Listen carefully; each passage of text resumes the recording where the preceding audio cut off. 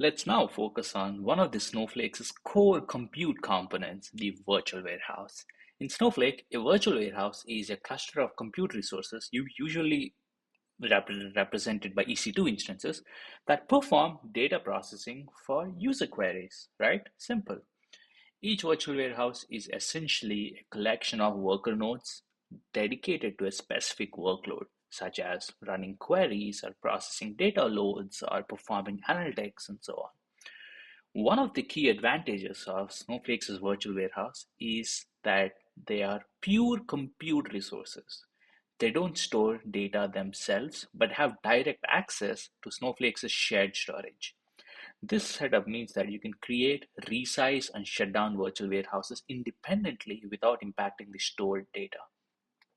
If you have multiple teams or departments using Snowflake, each team can have its own virtual warehouse that can be scaled according to the workload needs, allowing for isolated and consistent performance.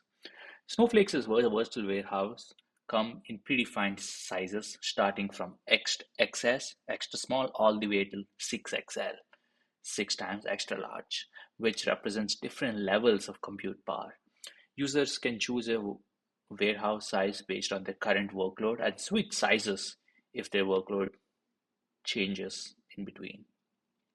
For example, if you're running a particular complex data load that can temporarily increase the warehouse size to XL and then scale it back down to S once the task is complete.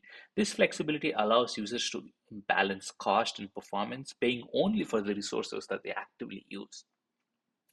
While virtual warehouses enable Snowflake's multi-clustered shared data architecture by allowing independent scaling of compute resources. This flexibility is critical in today's data environments where workloads vary widely in compute needs and users benefit from being able to increase or decrease compute without effective storage. Now let's talk about the core components within a virtual warehouse, the worker nodes. Each worker node within a warehouse is designed to be ephemeral and idempotent, meaning that it can be created or destroyed as needed without affecting the overall system. When a query is submitted, the warehouse forks new worker processes to handle a task. These worker nodes are stateless in the sense that they don't hold any persistent data. Instead, they read the data from Snowflake's storage layer and then discard local copies once the query is done. Worker nodes use local caching to store copies of frequently accessed data, improving performance by reducing repeated data accesses to the cloud storage.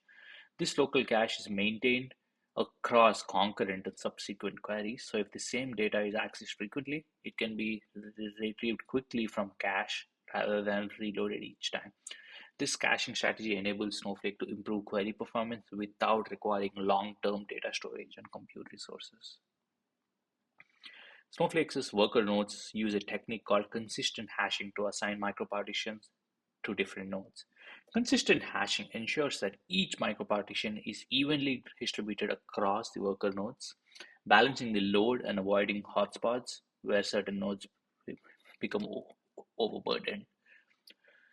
If one of the nodes is slower than the others, Snowflake uses a feature called deterministic stealing, where a faster node will steal the work of a slower node to prevent any single process from slowing down the overall query. This approach ensures that all worker nodes remains balanced and efficient, giving users a consistent performance even in complex data environments.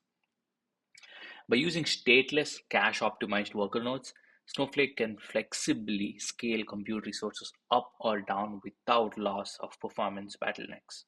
This design keeps Snowflake efficient and adaptive, especially when handling large-scale complex data queries.